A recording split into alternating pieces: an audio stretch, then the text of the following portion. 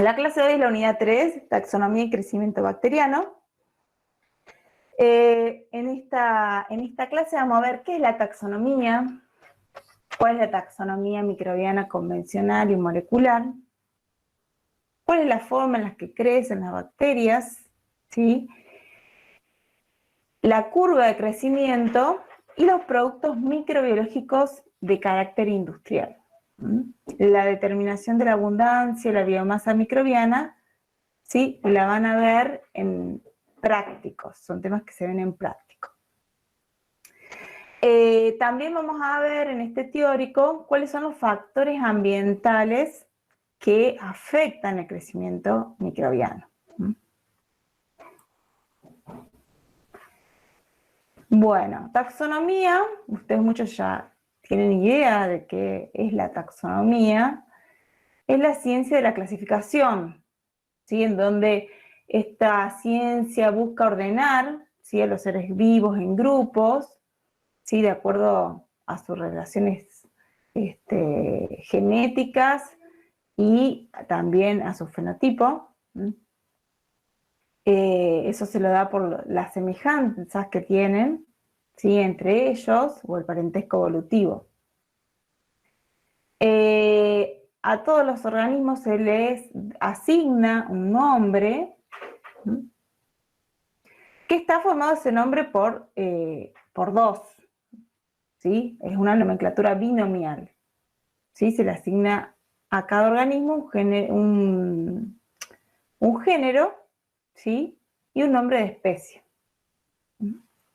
Que muchas veces el nombre de la especie da una idea de dónde ese organismo, en caso de las bacterias, dónde pueden crecer o qué características presentan. Y por otro lado, además de la nomenclatura en la taxonomía, ¿sí?, también tenemos la identificación. Y la identificación es el proceso para determinar que un determinado microorganismo pertenece a un taxón reconocido o a un nuevo taxón, ¿sí?, o describir un nuevo taxón. Entonces, en esa identificación, el microorganismo que queremos saber qué es lo que es, puede ser un taxón ya identificado con un nombre de género y especies, o podemos estar hablando de un nuevo género o una nueva especie.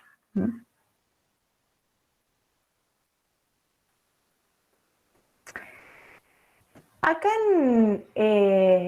cuando hablamos de bacterias específicamente, en las bacterias difiere mucho el concepto de especie en bacterias con lo que es el concepto de especies en otros organismos, como pueden ser las plantas y los animales. ¿Cuál es el concepto de especie que ustedes conocen en plantas y animales?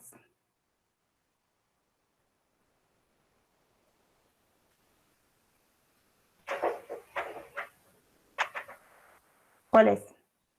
A ver si alguno se anima.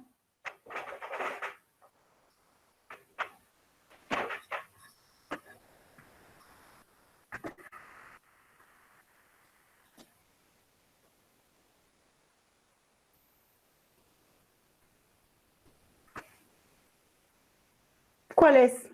A ver, ¿alguno que se anime?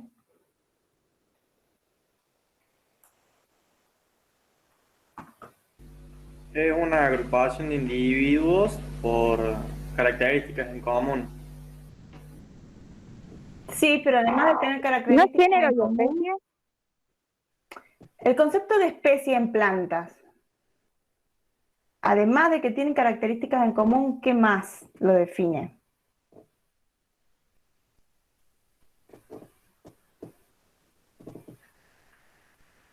Sus propiedades. Sí, no sé, ¿a qué te referís con propiedades?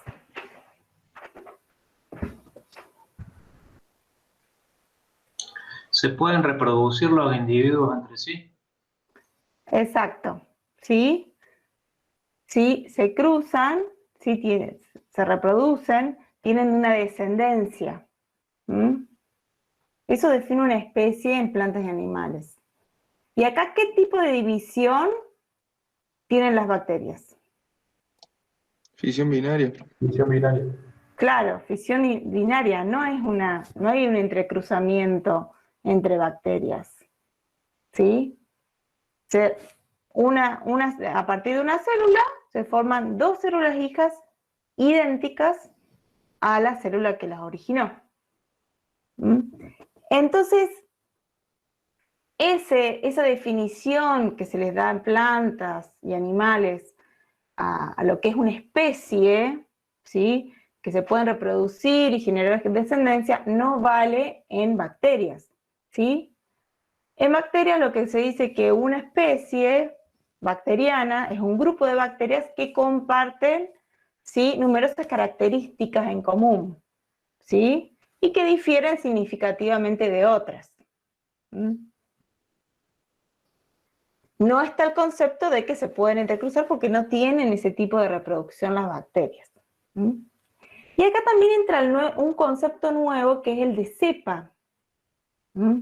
Las cepas bacterianas. Y la cepa es una población de microorganismos que descienden de una sola célula o de un aislamiento. ¿Mm? Son todas genéticamente iguales y eso se llama también cultivo puro. ¿Sí? Entonces se puede encontrar que una especie en bacterias, dentro de esa especie puede haber varias cepas, ¿sí? ¿Mm? ¿Queda claro cuál es la diferencia, cuál es el concepto de especie bacteriana? ¿Sí? Son un grupo, ¿sí?, de bacterias que comparten numerosas propiedades, numerosas características, ¿sí?, en común que difieren de otras.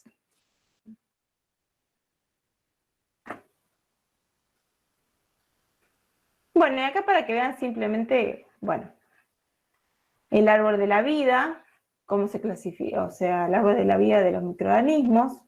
¿Mm?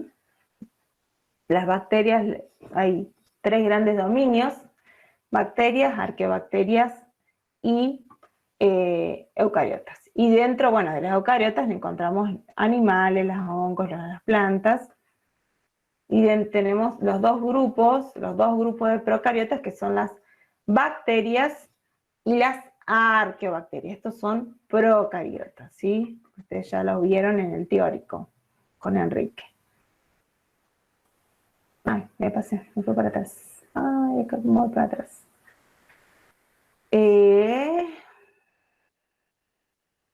A ver si voy así. Ahí está. Bien. Bueno, una vez que se identifica una especie, esa nueva especie se publica en revistas internacionales para que toda la comunidad científica sepa de su existencia, ¿m? Y de esa nueva descripción. Y cada tanto estas nuevas especies se publican en un manual que se llama Manual Berger. Ahora, ¿cómo definimos una especie o cómo identificamos un microorganismo? ¿Sí? Hay varios métodos para identificación de bacterias y dentro de esos métodos podemos diferenciarlo en los métodos convencionales y los métodos moleculares, ¿sí? Lo que podemos llamar como taxonomía convencional y taxonomía molecular. ¿Mm?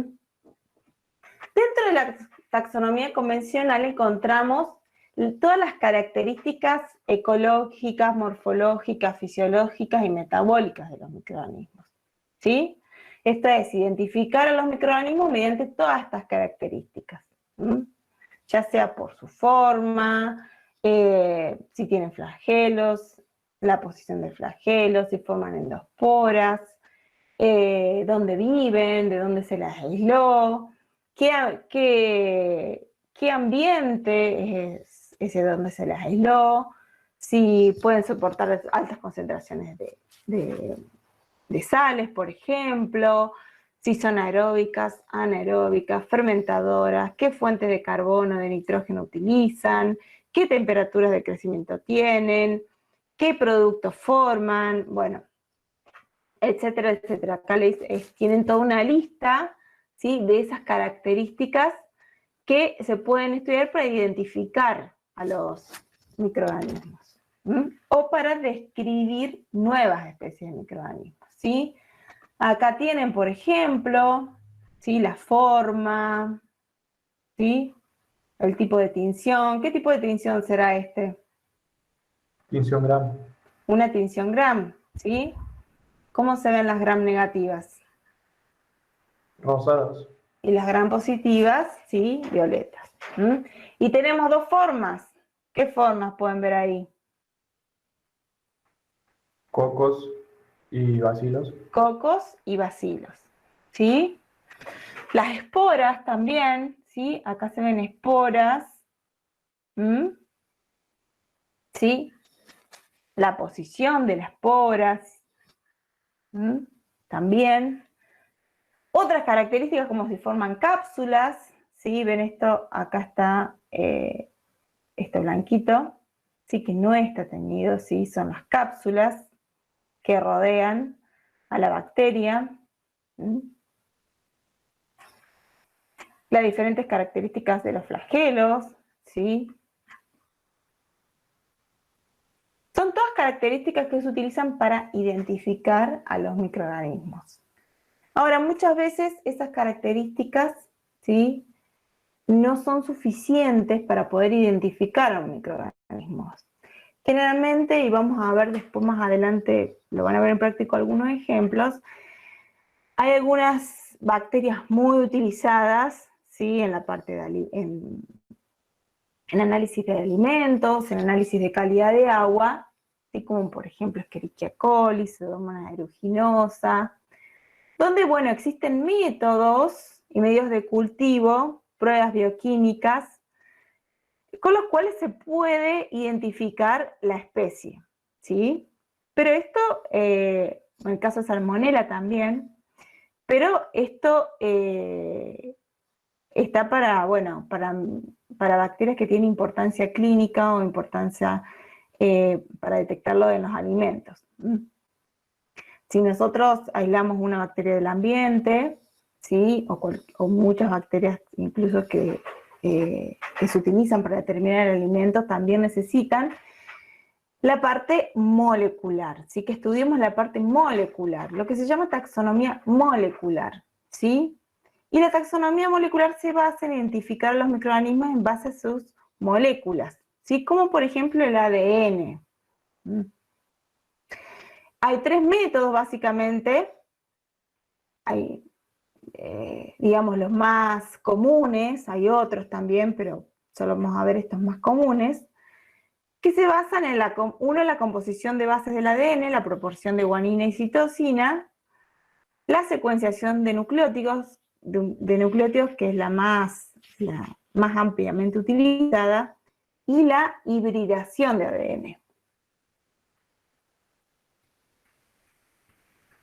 Un poquito para recuerden qué es el ADN, ¿sí? ¿Qué es el ADN?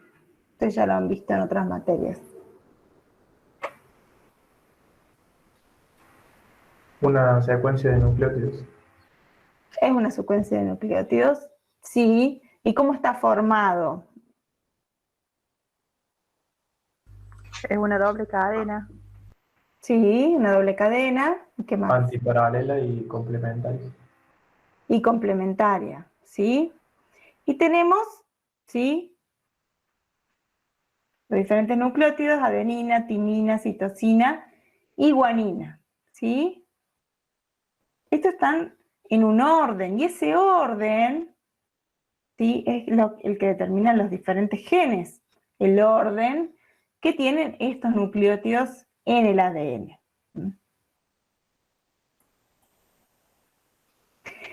La composición de bases del ADN estudia la proporción de guanina y citosina, no el orden, ¿sí? Solo la proporción de guanina y citosina. Es un método que se utiliza cuando se quiere, uno de los métodos que se realiza cuando se identifica alguna especie nueva, ¿sí? Pero es un método que tiene muchas desventajas, porque muchas veces organismos que están muy poco relacionados pueden tener la misma proporción de guanina y citosina, ¿sí? Se caben en el gráfico la proporción de guanina y citosina y diferentes organismos. Los procariotas varían entre 20 a 80% de proporción de guanina y citosina. Los animales tienen un rango, ¿sí?, más estrecho de variación, los hongos también es amplio, pero si ven, o sea, coinciden. ¿Entienden el gráfico? ¿Sí o no? Sí, profe. Coinciden, ¿sí?, en la proporción, por ejemplo, 30% puede tener algún protozoo o algún hongo o alguna bacteria.